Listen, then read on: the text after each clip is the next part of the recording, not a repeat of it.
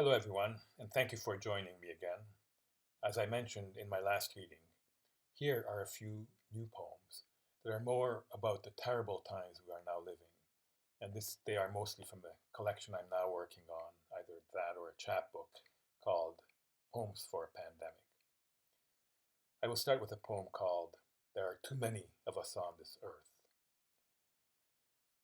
There are too many of us on this earth, far too many consuming human beasts who exploit and squander its resources. Self centered, ignorant creatures who cause, then deny catastrophic climate change. Some even feign concern but do nothing. Our leaders promote Gaia's abuse. We all pursue our lives at her expense. But now our tormented planet fights back. Drought desiccates the soil, killing our crops. Wildfires burn forests and threaten our towns.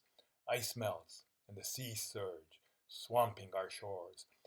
A virulent virus wipes out the old, our social fabric frays, then tears apart.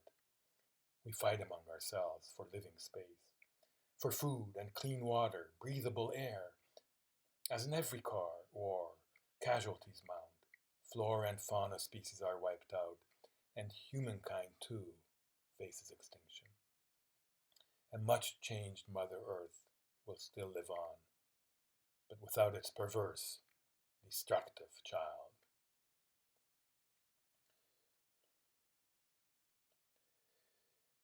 I wrote a little haiku the other day, and it's called The Bat and the Pangolin.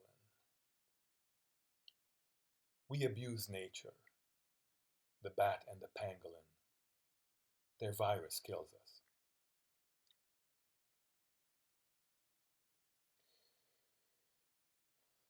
And I would like to read one more poem from these poems for a pandemic. It's called Tears of a Doctor Fighting the Virus, and it's about the horrible choices some doctors are having to make because of the lack of preparedness and the incompetent response of some of our leaders. Tears of a Doctor Fighting the Virus. In an otherworldly stupor, I survey the ICU ward. As the epidemic explodes, COVID 19 exacts its toll. The unwell entombed in their beds, sucking life sustaining oxygen out of those scarce ventilators, monitors flashing and ringing, each grim breath a fight to survive until the next, or the very last. I dread the coming invasion, when I will be forced to play God and decide who gets the machine just freed up as another corpse is wheeled away to the morgue. The diabetic and deaf child, the uncompromised grandfather, or the mother with breast cancer, while I send the rest to the grave.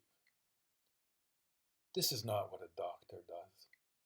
I am an executioner.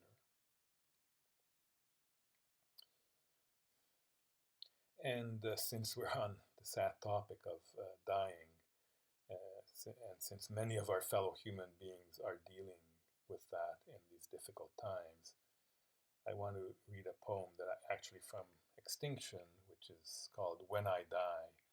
It is in some ways a reaffirmation of life, as you will see, and that's why I'm including it now. When I die. When I die, who will grieve for me?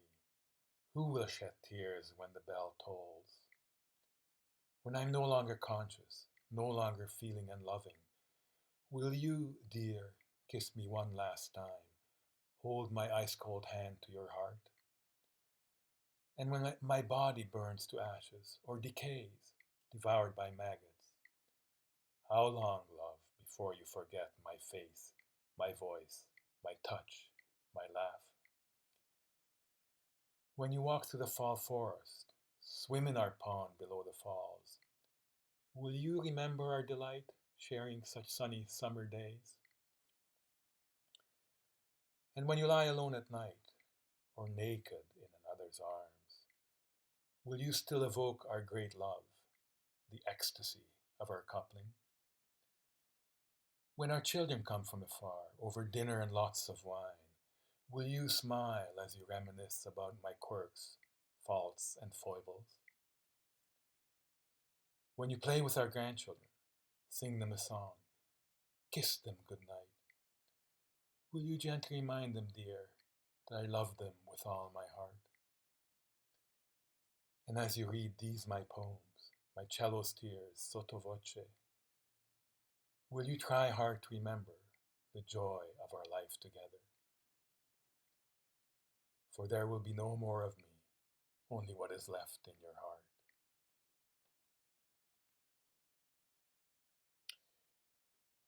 The reference there to Cello's Tears is to my first collection of poetry published in 2015 by PRA Publishing. So that's it. Thank you for listening, everyone. And please, please stay safe and healthy.